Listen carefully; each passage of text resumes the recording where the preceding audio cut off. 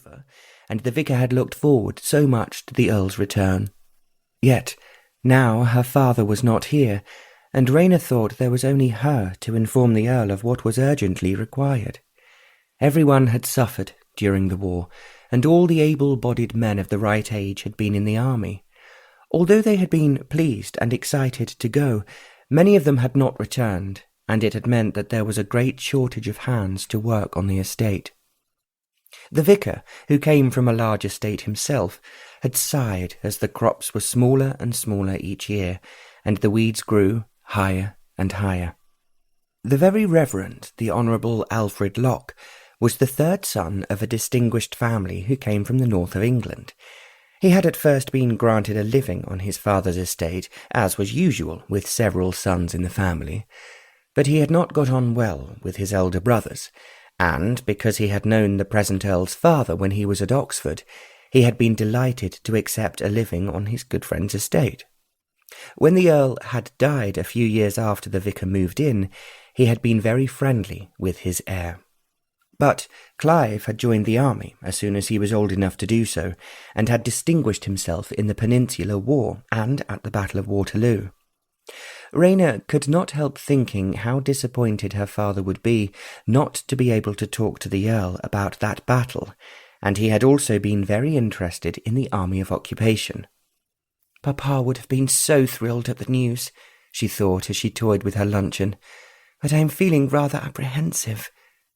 The previous Earl had been very generous and kind to his people, and he and the vicar would never let anyone in the surrounding villages be in need or unhappy if they could help it.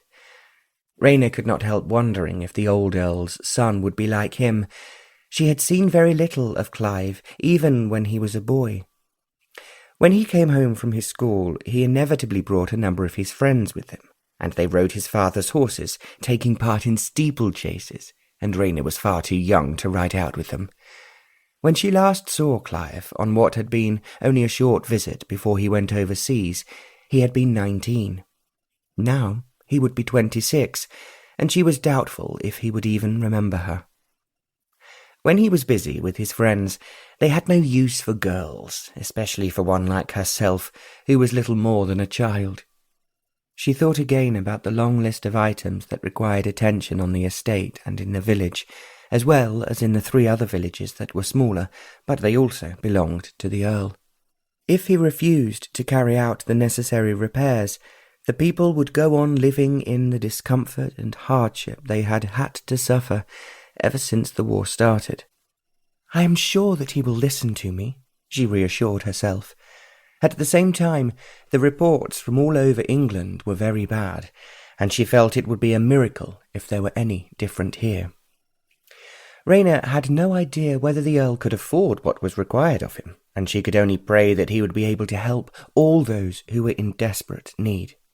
When she had finished her luncheon, she went into her father's study. She wished that he was sitting, as he had always done, at his writing desk.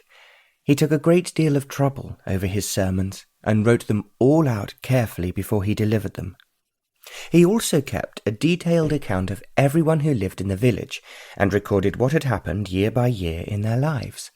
Only this past year since he had died, had Rayner not kept up his record of local events.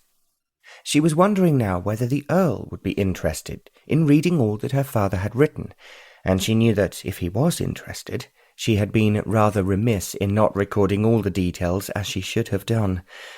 Then she told herself that it would be a mistake to worry him unduly the moment he returned. The main problem where she herself was concerned was that if she asked, as she had to, the Earl to appoint a new vicar, she would then have to leave the house that had been her adored home ever since she had been born. It had not been the vicarage before her father had occupied it, as the previous Earl had not thought the old vicarage large or comfortable enough for his friend. He had therefore divided into 2 cottages what had been the previous vicarage. These were then occupied by people in the village, and he gave his friend this much larger and pretty house at the far end of the village. The garden had been a delight to Rayner's mother, as it was very large, and had always been well looked after by the previous occupants. The house itself was very charming. It dated back to Elizabethan times.